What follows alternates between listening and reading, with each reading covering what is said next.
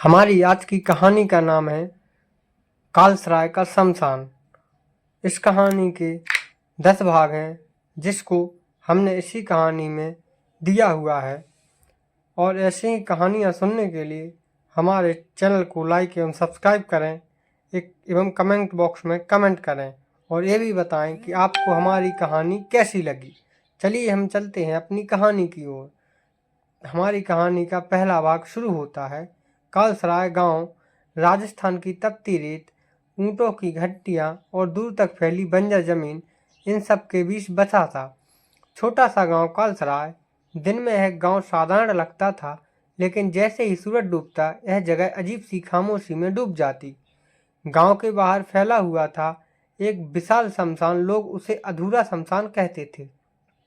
कारण यह था कि यहाँ की चिताएं अक्सर अपने आप जल उठती थीं। गांव वाले मानते थे कि यह उन अधूरी आत्माओं का परिणाम है जिन्हें मरने के बाद भी शांति नहीं मिली। गांव की औरतें शाम के बाद अपने बच्चों को बाहर नहीं जाने देती। औरतें धीमे स्वर में कहती, सूरज ढलने के बाद वहाँ की हवा भी जहरीली हो जाती है, आत्माएं हवा में घूमती हैं। हमारी कहानी का भाग 2 स्टार्ट होता है। सिद्धार्थ का आगमन। दिल्ली का पत्रकार सिद्धार्थ हमेशा रहस्यमयी जगहों की सच्चाई उजागर करने में विश्वास करता था। उसे एक ब्लॉग के लिए कालसराय शमशान की कहानी मिली। उसने एक साथी पत्रकार ने कहा, देखो सिद्धार्थ, यह जगह सिर्फ अंधविश्वास है। गांव वाले डरपोक होते हैं। तुम वहां जाकर सच सामने लाओगे तो बड़ा नाम कमाओगे। सिद्धार्थ उत्साहित हो गया। कैमरा, लैपटॉप और टॉर्च लेकर वह कालसराय पहुंच गया। गांव में पहुंचते ही उसे अजीब सा सन्नाटा महसूस हुआ। ना बच्चे खेलते दिखे, ना ही कोई गहमा गहमी। उसने गांव के चौपाल पर लोगों से शमशान के बारे में पूछा। गांव का बुजुर्ग रघुनाथ धीरे से बोला, बाबूजी, उस शमशान का नाम मत लो। वहां की आग मरे हुए को नहीं जलाती, बल्कि जिंदा को निगल लेती है। लेकिन सिद्धार्थ हंस पड़ा। बाबा, मैं डरता नहीं, मैं कैमरे में सब सच रिकॉर्ड करूंगा। बुजुर्ग ने सिर झुका लिया और कहा, फिर याद रखना, लौट कर आने वाले बहुत कम हैं। भाग 3। पहली रात शमशान में।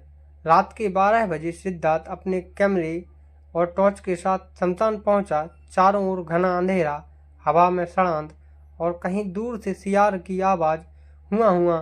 अचानक उसकी नज़र पर एक लकड़ी की चिता अपने आप जल उठी। आसपास कोई इंसान नहीं था। लपटों के बीच उसे अजीब परछाइयां दिखीं, मानो लोग खड़े हों। उनके चेहरे धुंधले थे, लेकिन आंखें अंगारों जैसी लाल। एक क्षण को उसे लगा कि यह उसकी कल्पना है। उसने कैमरा ऑन किया। कैमरे की स्क्रीन पर साफ दिखा कि 3 आकृतियां आग के चारों ओर घूम रही थीं।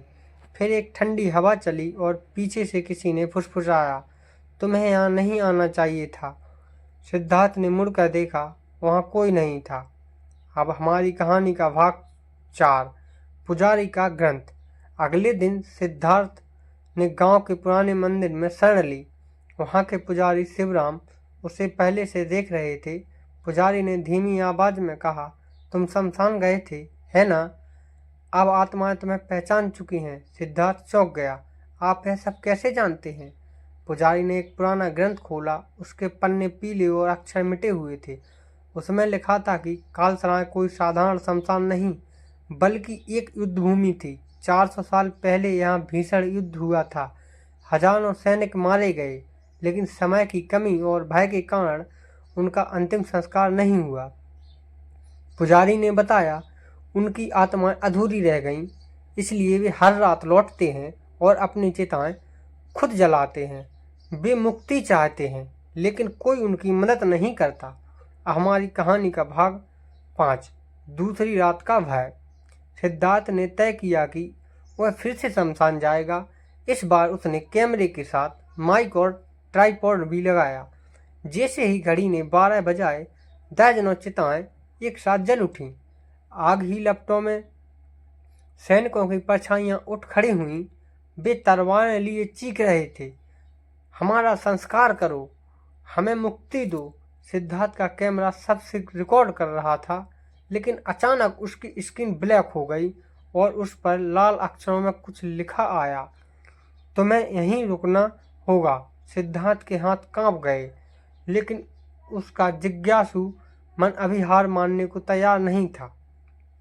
भाग 6 रहस्य की जड़। अगले दिन पुजारी ने उसे सच बताया। इन आत्माओं की मुक्ति का एक ही मार्ग है, सामूहिक पिंडदान। लेकिन यह काम आसान नहीं। जिसने भी यह अनुष्ठान करने की कोशिश की वह अधूरा रह गया और उसकी आत्मा भी यहीं फंस गई। सिद्धार्थ ने पूछा, तो क्या मैं यह कर सकता हूँ? पुजारी ने गंभीर स्वर में कहा, अगर तुमने किया तो शायद लौट सको, शायद नहीं भी। भाग 7 अंतिम रात और अनुष्ठान। सिद्धार्थ ने निर्णय ले लिया। तीसरी रात वह पुजारी के साथ शमशान पहुंचा। चांद पूरा था, आकाश लाल धुंध से ढका था। पुजारी ने अनुष्ठान शुरू किया। सिद्धार्थ ने चावल, तिल और जल से पिंडदान किया। जैसे जैसे अनुष्ठान आगे बढ़ा, शमशान की चिताएं और तेज जलने लगीं। हवा में सैनिकों की चीखें गूंजने लगीं। वे पुकार रहे थे, मुक्ति मुक्ति। अचानक तेज तूफान आया, पेड़ उखड़ने लगे, आग की लपटें आसमान तक उठ गईं। सिद्धार्थ ने कांपते हाथों से अंतिम मंत्र बोला।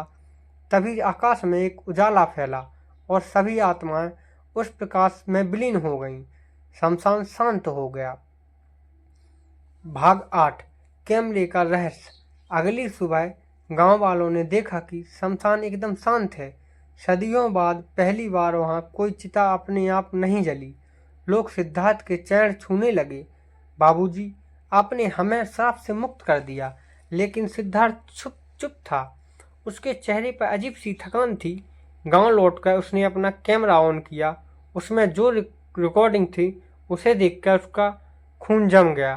कैमरे के आखिरी फ्रेम में वही सैनिक की परछाइयां खड़ी थीं और उनके बीच एक चौथी परछाई थी, खुद सिद्धार्थ की। रिकॉर्डिंग में आवाज आई, तुमने हमें मुक्त किया, अब तुम भी हमारे साथ हो। भाग 9 अंत। उस रात के बाद सिद्धार्थ गायब हो गया। गांव वाले कहते हैं कि उसने अपनी जान देकर हजारों आत्माओं की मुक्ति दिलाई। लेकिन आज भी जो लोग आधी रात को कालसराय शमशान के पास जाते हैं, उन्हें एक अजनबी पत्रकार की परछाई दिखती है, कैमरा पकड़े मुस्कुराते हुए, मानो कह रहा है, सच यहीं दफन है, अगर हिम्मत है तो खोज लो। तो आप लोग बताइए हमारी कहानी कैसी लगी, कमेंट बॉक्स में कमेंट कीजिए। और ऐसी ही कहानियाँ सुनने और पढ़ने के लिए हमारे चैनल को लाइक एवं सब्सक्राइब करें। मिलते हैं अगली कहानी में।